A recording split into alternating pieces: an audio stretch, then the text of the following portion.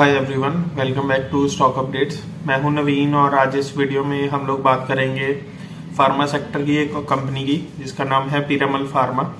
इस स्टॉक के बारे में कुछ इंपॉर्टेंट अपडेट्स हैं जो हम डिस्कस करेंगे आज February 9 यानी थर्सडे के ट्रेडिंग सेशन में। इस स्टॉक में बहुत ज़्यादा मूवमेंट हुई है, उसका रीज़न डिस्कस करेंगे। मूवमेंट अप गई है डाउन गई है वो भी डिस्कस करेंगे और इसके ऊपर रिसेंट क्या फिगर्स आए हैं क्योंकि Q3 रिजल्ट्स इन्होंने रिसेंटली डिक्लेयर करे हैं तो उसके ऊपर भी डिस्कस करेंगे।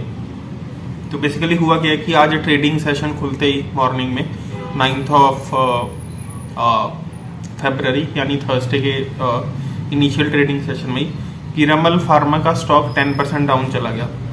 तो इतना ज़्यादा मूवमेंट की ओवरऑल स्टॉक 10% डाउन चला गया। तो इसके पीछे रीज़न ये है कि कंपनी ने जो अपने Q3 रिजल्ट्स डिक्लेयर करे हैं उसमें जो कंपनी की ऑपरेशनल परफॉर्मेंस थी वो काफ़ी वीक थी। अभी मैं आपको कुछ नंबर्स प्रेजेंट करूंगा जिससे you will be able to realise कि इतनी ज़्यादा वीक परफॉर्मेंस थी दिसंबर Q3 रिजल्ट्स में, इसकी वजह से स्टॉक इतना ज़्यादा गिरा। तो बेसिकली हुआ क्या है कि आज February 9 का ट्रेडिंग सेशन ओपन होते ही स्टॉक काफ़ी नीचे गए पीरामल फार्मा के और स्टॉक 10% से नीचे गए और 88.85 रुपीज़ पे ट्रेड कर रहे थे, 88.85 पर स्टॉक NSE पे 9 फरवरी को ओपनिंग ट्रेडिंग सेशन में।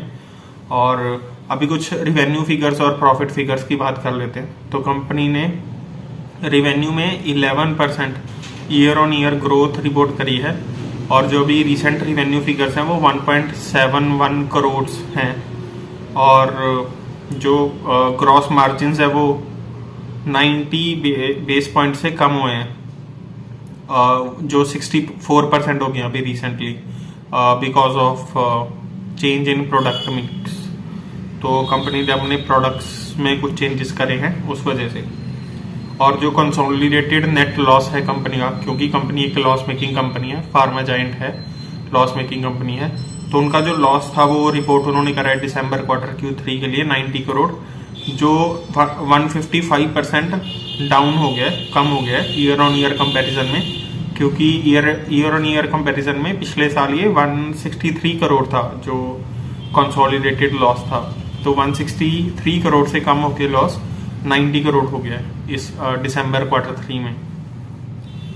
जो ईबिटा है इस क्वार्टर के लिए दिसंबर Q3 के लिए वो 170 करोड़ है, जो 56% से कम हो गया है ईयर ऑन ईयर कंपैरिजन में। और जो ईबिटा मार्जिन्स हैं वो 10% हैं, जो 1500 बेस पॉइंट से कम हो गए हैं।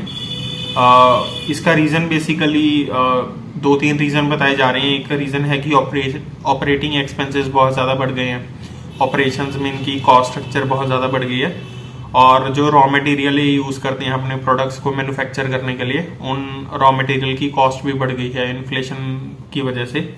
और एनर्जी एक बहुत ही इम्पॉर्टेंट कंजप्शन है प्रोडक्शन के लिए इनके प्रोडक्ट्स की, तो एनर्जी प्राइसेस भी बढ़ गए हैं इन्फ्लेशन की वजह से, फ्यूल प्राइसेस बढ़ गए हैं, तो उस वजह से इनकी इनपुट कॉस्ट भी बढ़ गई है और मार्केटिंग कॉस्ट भी बढ़ गई है, वेज कॉस्ट भी बढ़ गई है, जो ये वेजेस पे करते हैं अपनी लेबर को या अपने रिसोर्सेज को। तो इस वजह से इनकी ओवरऑल कॉस्ट काफ़ी ज़्यादा बढ़ी है। इस वजह से ईबिटा मार्जिन्स 1500 बेस पॉइंट से रिड्यूस हो गए हैं। तो ब्रोकरेज फर्म मोतीलाल ओसवाल ने इस पे अपनी कमेंट्री दी है कि मार्जिन्स लोअर रहेंगे than expectation for third quarter financial year 2023। तो